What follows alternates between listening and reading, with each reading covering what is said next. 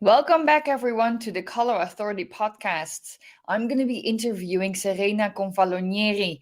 She's a Milan-based designer and art director who works in the field of product, interiors, graphics, textile design, and she works with companies and artisans of excellence both in Italy and abroad. She has a very distinctive style that is built around graphics, colors, and an emotional vision, mixed with decorative hyperboles and geometric shapes. Unexpected subjects, chromatic, and material combinations that are then morphed with anthropomorphic and zoomorphic inspiration. She gives life to projects where design is given a, let's say, ironic twist and vice versa. Playfulness is at the root of all her projects. Each project starts with her accurate research, which investigates the meaning and history of all elements involved, giving them a personal and fresh new interpretation. In particular, in-depth research on the surfaces are very crucial to her. And of course, this is to obtain impeccable results with a strong consistency in pattern, decoration, and color. I'm so happy to talk to you, Serena. How are you this morning? I'm good. You, Judith?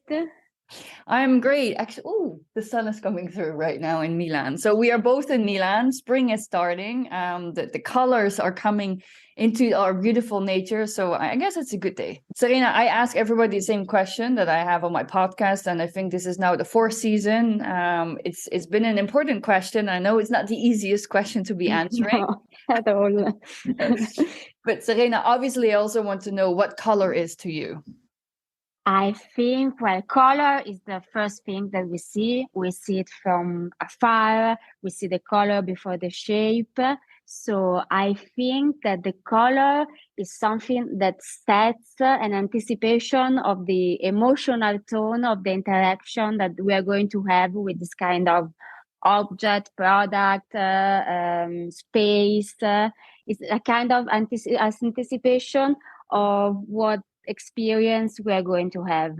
Sometimes the experience is true to the color, and sometimes no, maybe it's tricky, but yeah, it kind of sets our expectations about the experience. And sometimes color is a surprise, right? You never know. Like you have expectations about the color and about the product, about the environment, but sometimes the color is the surprise element. Yeah, because many times I used to, super neutral spaces. And when we find color, when we are not expecting it, it's a big surprise. But I also think it comes to my mind that it's very tricky sometimes, because I think about, all these, I don't know, medical supplies for kids that are all painted in bright colors, and just to trick them in a good way. So yes, so it sets our expectation, but sometimes it's also quite tricky. Yeah, color psychology, obviously it has a certain meaning. So you react to colors in a certain way, and that's obviously what people want you to, but not always is color used in the correct way. I fully agree to that. Yeah, sometimes you are tricked into, especially with food. With food, obviously, you're tricked into eating things that possibly look healthy, but they're not always really healthy. Color plays a very big in your role. For everybody who's not known your work, I'm sure they're all going to be all over your Instagram right now. But people that know you, obviously, they know that color is a big thing for you. How do you pick a color? So what relation does color have when you pick out? You work a lot with patterns, you work with different textures and different materials. What relation does color have when you design in your projects? Yeah, I have like a strong identifying approach, very graphic. My style is very recognizable and it's very colorful. My approach is based on an emotional approach. That means that I like I said before, I like the color we set, the use the interaction that people will have with that kind of product or space, and give a sensation, a feeling, something that will be remembered. Also, not just with color, but in general with my design. So I try to design something that sets an emotional feeling, an emotional connection with the people. And it's something, I mean, that nowadays good design is not only on a functional aspect. It is, of course, because it's the first thing that we have to keep in mind, but also since we are, I mean, overwhelmed with a lot of products, a lot of things, I think that a good design, it's something that you won't throw away in 1 year, 2 years, just because you set a kind of emotional affection to it. And color, I mean, it's a big part of this. Yeah. How would you like people to feel when they look at a Serena design? What is the emotion that you would like them to have?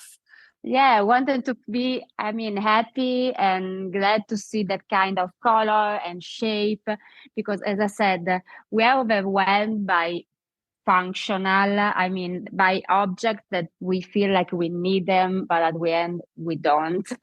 We have this kind of, function and needs that somebody told us that we need to have, but it's not true most of the times. So yeah, I want people to look at the objects that I design and feel something positive and happy, and something that detach my object from all the others just functional ones.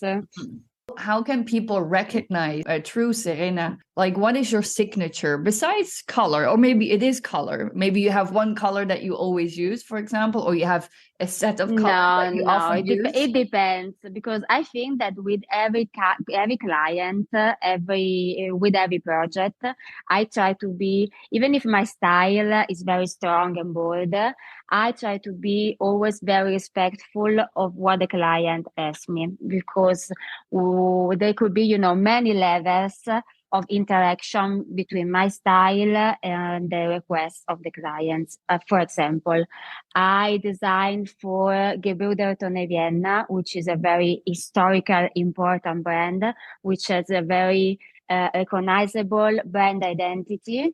So yes, when I designed for them, I wasn't that bold with my reference colors and choices.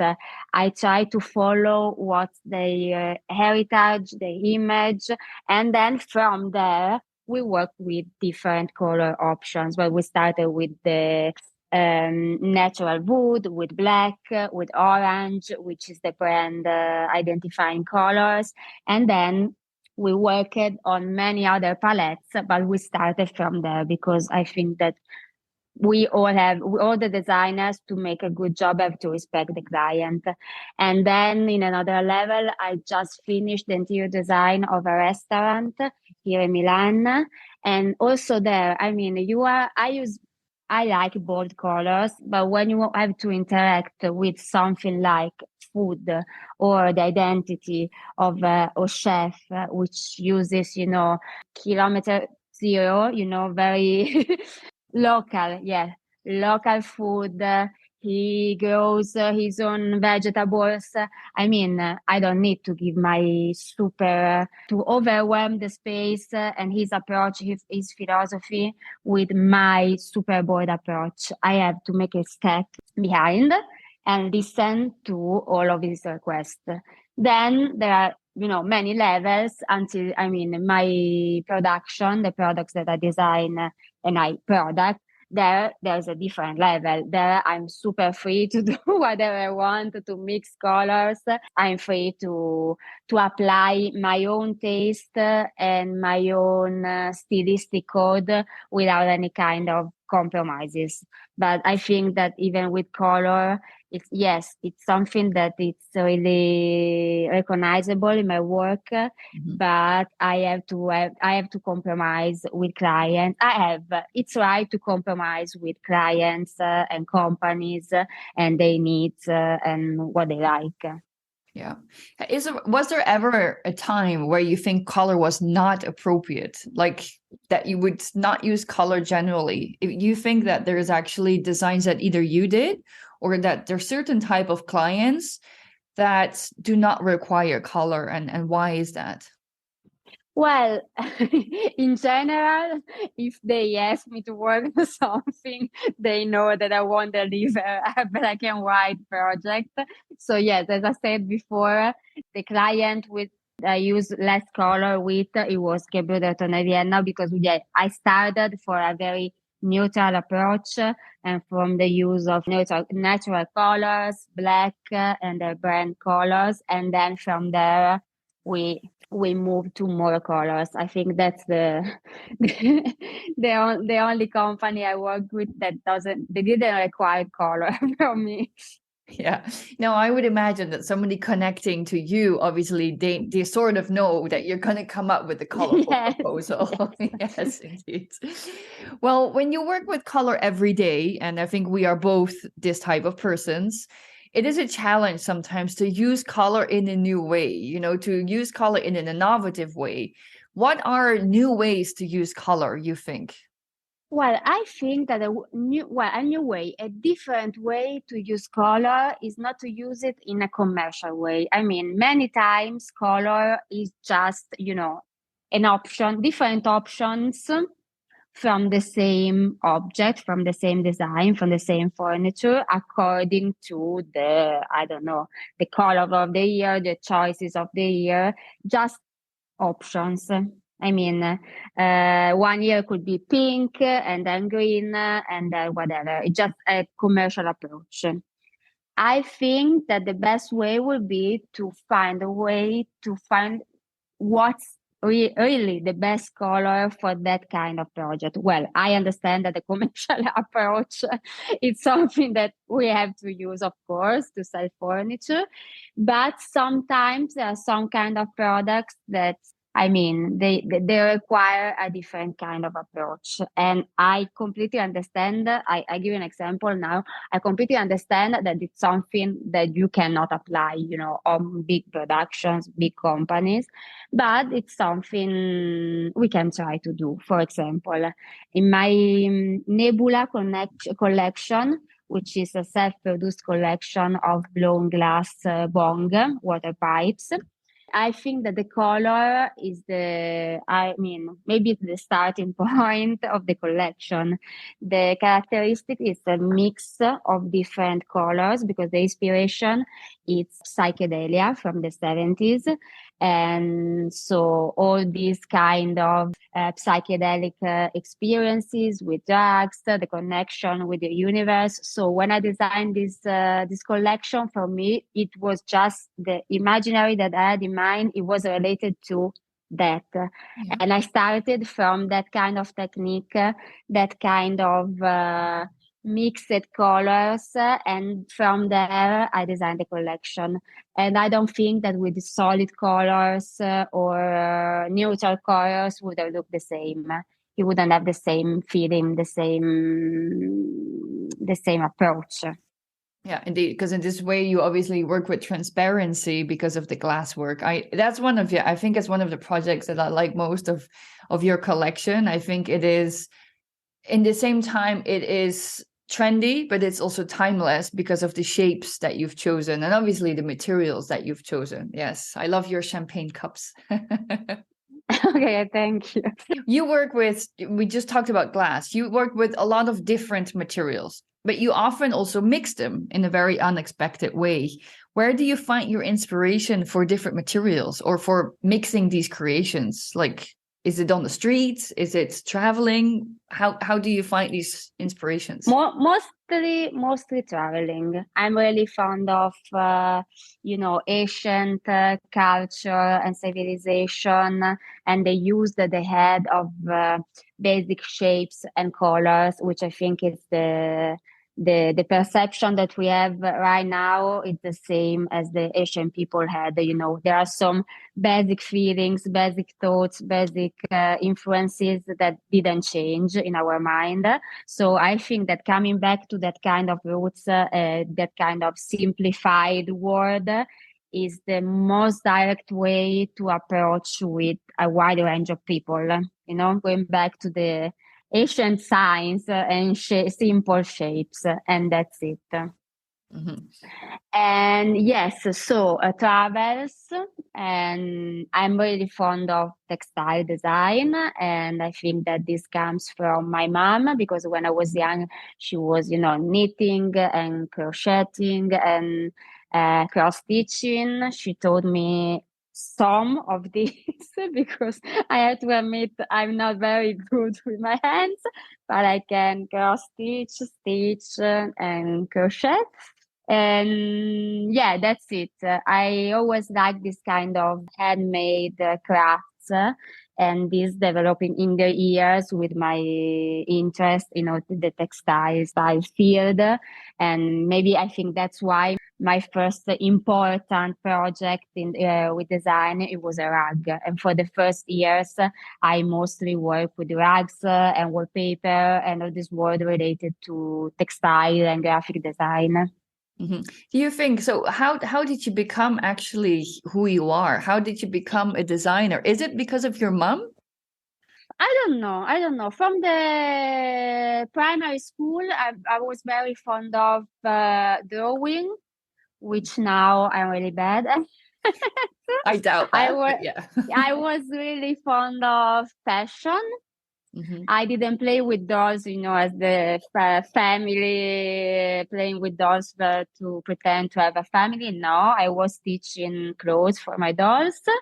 I was into this. And then I don't know, when I was the moment to choose my career, I started with architecture, and then I moved into interior design. And that was okay because in my mind, there's always a mix. I'm not a completely artsy person. There's always a mix, a balance between art and rationality. So I think that design is the perfect mix. Mm. And to get where I am, I mean, it's just constancy and perseverance. So that's it, because you have to study a lot and be very, very serious about this, because you have to understand that to make this job, it's not just something random. You have to build your cultural basis. And go on and go on, go on. If you like it, if you're really passionate about it, you just go on. Yeah. And you can be talented, of course, but it's not enough at all. At all. You need to keep working, right? You need to keep persisting, moving Yeah, forward. maybe if you are exceptional talent, that's it. It's done. It's perfect. I'm not. I need to keep working. I had to build all of this, and that's fine. That's fine. I'm a nerd. I like to study, and I like to go on this way. Well, in the meantime, you've become an internationally known designer, from out of Italy. How do you think your designs are perceived internationally? Are they perceived as typical Italian, or do you see yourself as an Italian designer? I think that the approach is very Italian. What they teach us at the university here, we are studying a lot about Munari and Enzo Mari. It's a very, very, very, very serious approach based on research and a very strong process that leads to the final product. So, I mean, for the process, yes, I hope they can see that there is this kind of process. And for, I don't know, I think that mostly is what I told you before, working with simple colors and shapes and emotional design gets to the people, because it just emotions and simple shapes, nothing complicated, something that even kids or seniors can understand. It's universal. It's a universal language. So we've seen a lot of digital design, and now with Salone del Mobile coming up, I guess there's a lot of designers that obviously are also designing NFTs. They're going online. Mm-hmm. What is your personal opinion on digital design and how that relates to generally the world of design? How do you think the physical relates with the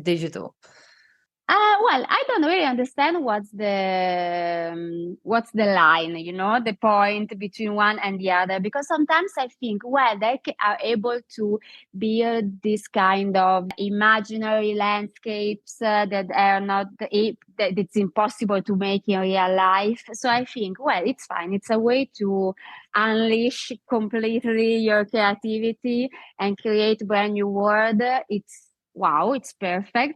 But then I think about also projects that were born as NFT. I don't remember the name of the armchair that has been presented by Mui, the one with all these pink petals. Andreas Reisinger. Mm-hmm. Exactly, yes. And I think that it was designed as NFT and then became real. So I think also that it's interesting, this and very stimulating, because something which is not meant to be real, so maybe it's just something that he didn't think about how exactly make it in real life, and then became real out of a kind of imagination who wasn't linked to the technique and most structural part. I think it's amazing. I think that it could be something that move us, even more further with our creativity and imagination, and break some links to the idea of the construction as something that holds us. Yeah, is that something what you are perhaps working on? Are you working on maybe also? No, everybody's telling me that I should because it's the future, but no. Well, I would say, but what I think is interesting, it's something like this. I mean, something which is not connected to reality, can be real or not. Because many people told me, oh, you should try to sell, your pieces, your vases as like virtual pieces.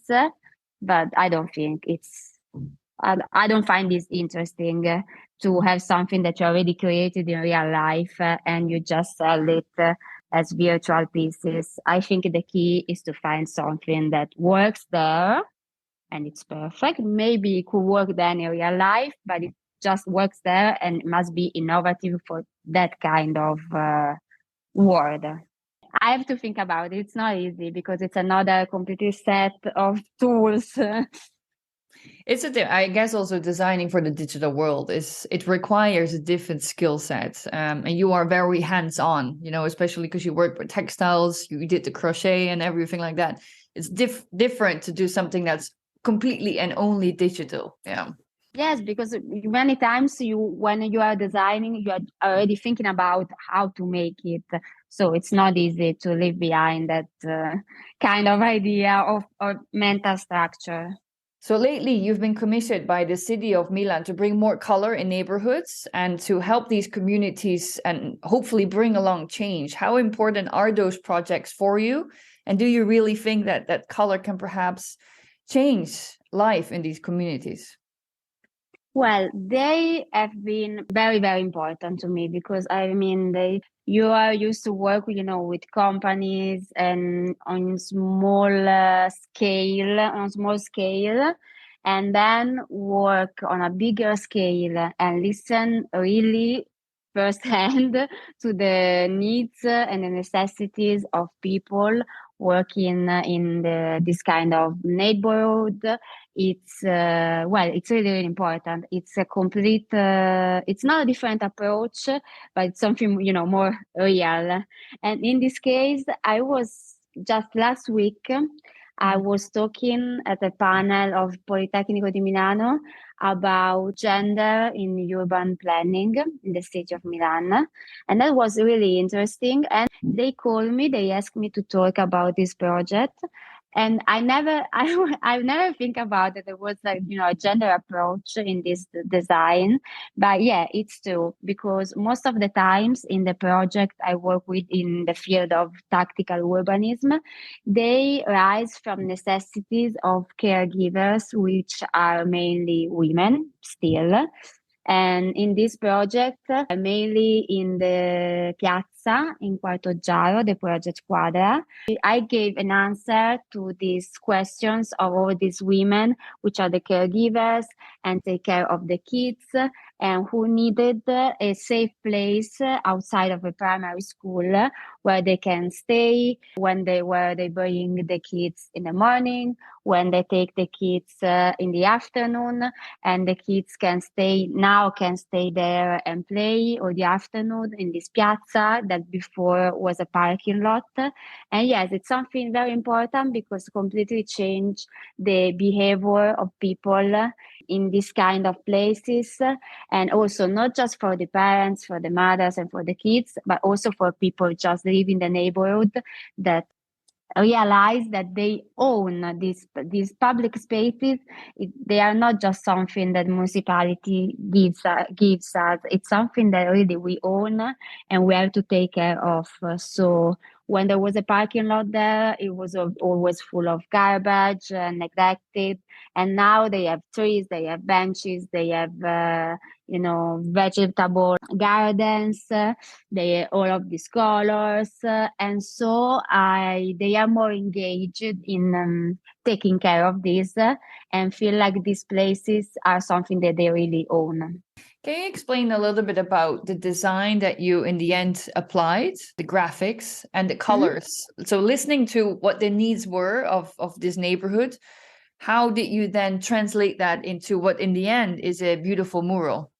We're talking about the piazza or the mural? Both of them, yeah, because there's two different projects, right? Yes. For the piazza outside this primary school, I work with mostly primary colors, very basic colors. The design was structured on a grid that followed the different functions on the piazza. So I had to leave space for the passage of ambulances and this kind of functional needs. I make a smaller grid for the functional parts with games and bicycle racks and green and the vegetable gardens, and then a smaller grid for the social distancing just outside of the school doors. And as for the shapes and the colors, I like to resemble, papers of the notebook, with the square lines. And the simple shapes that the kids learn to design, to draw when they are at primary school. It was something that I think it was, suitable for a space for kids, but also came from a necessity because I have to make, a very simple design, a very simple graphic, because it was something that was going to be created not by professional, but the same neighbors, students and parents and volunteers from other schools. So it's something that we made in one weekend, 2 days and a half. And it was me. I was the only professional doing this job. So it must be something that I was able to organize and make, very well, not quickly, but, it has to be easy because the kids were painting and also the parents, but they are all people that are doing completely different job. But it's nice. So you actually did it with the people of the community, with the people of the neighborhood and the children. Yeah. Yes, this is the important thing because once they work on it, they feel it like it's their own space. They own it and they want to go on taking care of this because they did it. Yeah, that's important. So they're part of it, and then obviously they won't litter it again with garbage, graffiti, and all of that, of course. Yeah. So you are actually the true example of some other designers and artists that actually are not only thinking about the commercial side of their work, of course, but also the social side and how your designs, your graphics can actually change life in these communities. Yeah, and I'm really glad about it. I would like to go on with this kind of project because, first of all, they're really satisfying for me because I really feel that I'm doing something that really matters. It's a small piece, but matters in some way. And also they bring joy. I mean, when I was doing the mural, I was checking the works. There are all people, scaffoldings, painting the mural. I was there, checking the works, that everything was going in the right way. And I saw people passing by, looking up and smiling. That was the best. Yeah, that was the best moment. Yes, because and even today I live pretty close to this mural. When I'm there and I see people looking at it and smiling, it's really nice because it sets a different way to live. It is a small part of the city that changes something in people and gives them something. So when you're having a bad day, we know where we can find you. You're sitting on the bench in your own design. Yes. Well, looking at other people, looking at it. This is the most satisfying. Exactly. I can totally imagine that. So I guess this was a dream project of yours, but what would you really dream of designing? What would be your dream come true? I would like to explore more on mostly interiors, but also products that hasn't been explored much by design. I mean, I designed the Nebula collection that were bombs, so related to the theme of drugs, the legalization of marijuana, etc. So another theme which is not not at all, but not so much explored is death. I mean, there's a lot to do and a lot to bring. Yeah, at least not in Europe. Yeah. Not in Europe, you're right. Because in Europe, as much as drugs, it's still a big taboo. Mm-hmm. And I think that there is a lot to bring on products. I mean, works, on spaces. I think that it's possible. It's really possible to improve the perception and experience of these important moments with design. And then, I mean, another dream project could be, the interior design of a car, because that's another point, because many people spend hours in their cars every day, and it's still super standard and gray, and there's no way of personalization. There's nothing that you can bring.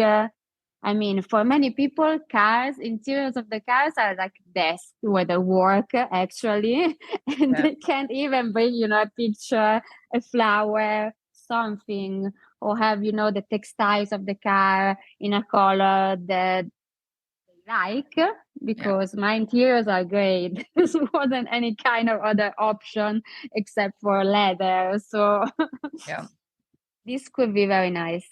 So I would like to work in this kind of fields which are not designed for design. I mean, design for furniture or design. So it's pushing the boundary. You want to push your own boundary as well. Also the boundaries of design, but also the boundary of taboo, the boundary of who you are as Serena. Yeah, at the boundaries of behaviors, because design, I think that the purpose of design is also changing the behaviors. We can do it, with small things, with product design, industrial designs, with adding functions, but also we can change the behavior and experience of many spaces and places, and we are not doing it.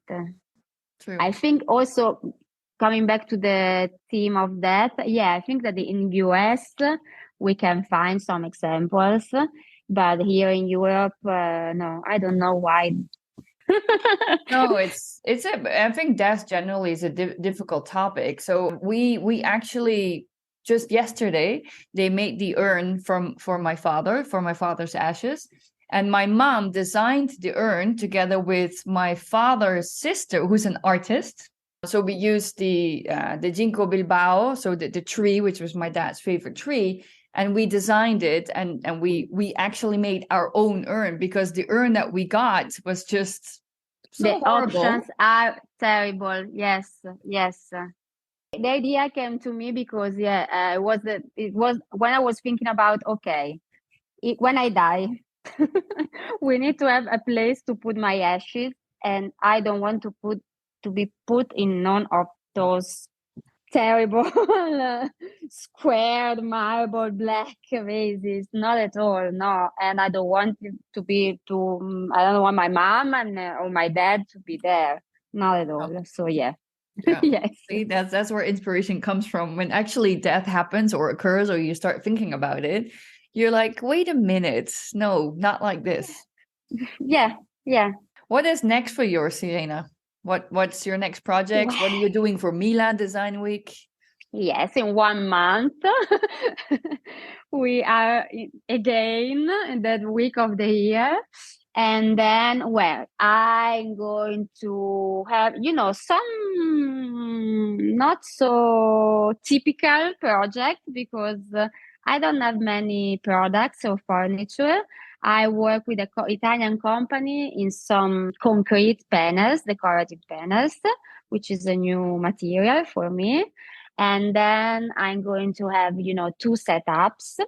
One for an exclusive event for an Australian company, which is called Dulux.